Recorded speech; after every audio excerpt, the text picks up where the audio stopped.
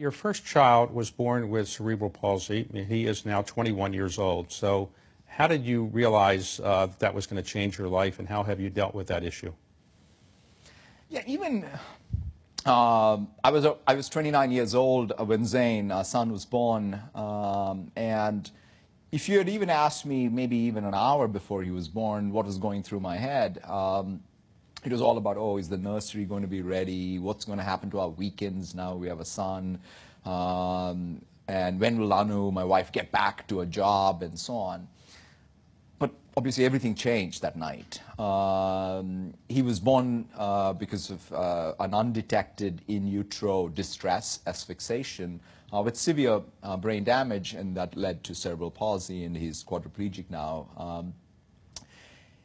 The first, I would say, David, maybe even 2 years or more even, I was more about, like, why did this happen to me? What happened to us? And all of these plans that I had are now all been thrown up in the air and changed.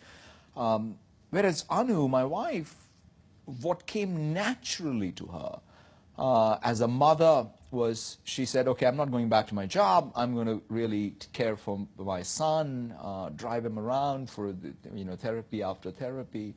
And I watched that. Without schooling me, I got schooled. That nothing happened to me.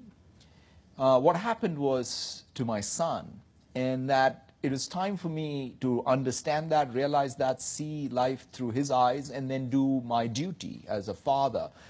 That, to me, perhaps, it didn't come in one moment. It's something that I think took time. But as I figured it out, it changed me, both as obviously a parent, but also who I am today and how I approach everything. Now, your wife was trained as an architect. That's right. And she's given up doing that for a while. That's right. Now, you have two daughters.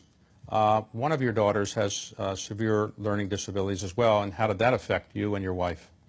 In fact, one of the things that happened because of our son was we built up a tremendous community of people, whether this was the therapists or other parents with, of children with disabilities. And so we were involved in that community. By the time our youngest daughter came into our lives, I must say we had the richness of this community to support us.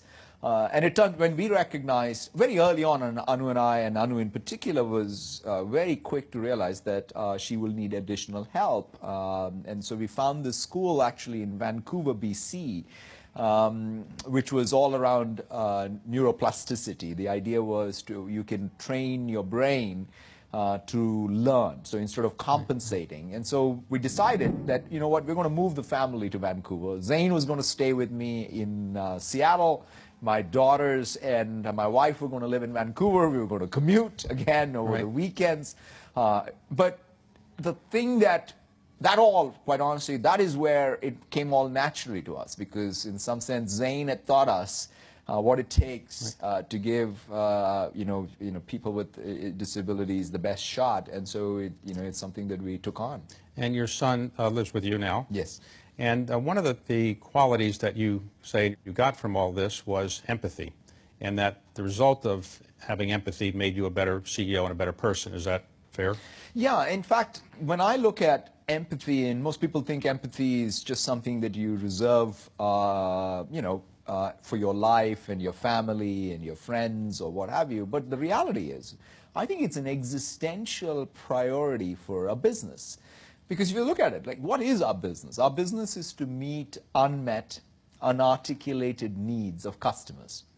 There is no way our innovation to meet unmet, unarticulated needs is going to come about if we don't listen. Not just listen to the words, but don't go deep to understand what the needs are behind it. So I think empathy is core to innovation. And life's experience, if you listen and you learn from, teaches you. I wouldn't claim, as I've sort of even talked about it, with any innate capability of empathy that I was born with. If anything, it's life that has taught me. And if anything, my pursuit is every year, is there growing sense of empathy for people around me.